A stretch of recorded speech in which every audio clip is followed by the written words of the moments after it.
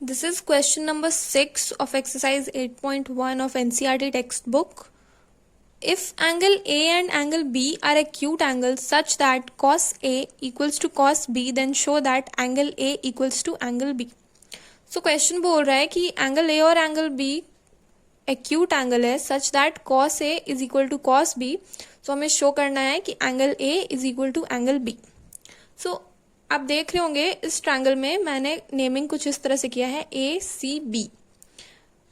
यहाँ मैंने B क्यों नहीं लिखा है, क्योंकि यहाँ पे दिया हुआ है angle A and angle B are acute angles. Now what is acute angle? Acute angle जो होता है वो हमारा 0 डिग्री से ज़्यादा और 90 डिग्री से कम होता है, which means this cannot be acute angle, which means 90 degree acute angle नहीं है.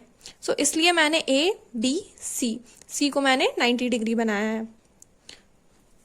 नाउ द क्वेश्चन सेज कि हमें प्रूफ करना है angle A is angle B such that cos A is equal to cos B. So सबसे पहले हम लोग लिखेंगे गिवन, क्योंकि एक प्रूविंग का सम है. Will go step wise. So सबसे पहले we will write given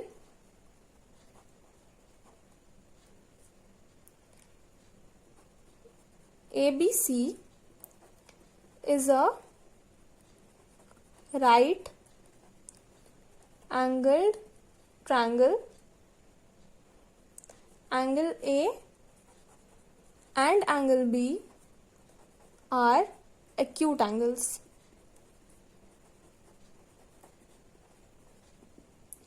Such that cos A is equal to cos B.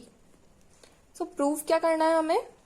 To prove is angle A is equal to angle B, which means ये दोनों angle equal है, हमें ये proof करना है. So here is the proof. सबसे पहले तो cos A का वैल्यू फाइंड करेंगे एंड देन cos B का वैल्यू फाइंड करेंगे. सो cos फाइंड करेंगे सबसे पहले with respect to angle A and then cos find करेंगे with respect to angle B. So with respect to angle A हमारा cos का formula होता है बेस बाय हाइपोटेन्यूज. तो with respect to angle A हमारा बेस क्या होगा और हाइपोटेन्यूज क्या होगा?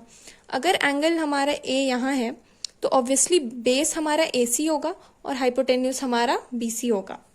सो सबसे पहले हम लिखेंगे cos A is equal to base by hypotenuse. So angle A के रिस्पेक्ट में हमारा बेस क्या होगा? AC और हाइपोटेन्यूज क्या होगा? AB.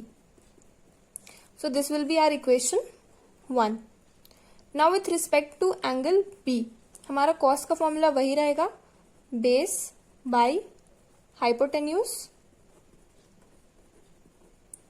अब with respect to angle B हमारा बेस हो जाएगा BC और परपेंडिकुलर हो जाएगा AC और hypotenuse will remain the same which is AB. So अब हमारा बेस क्या हो गया है? BC.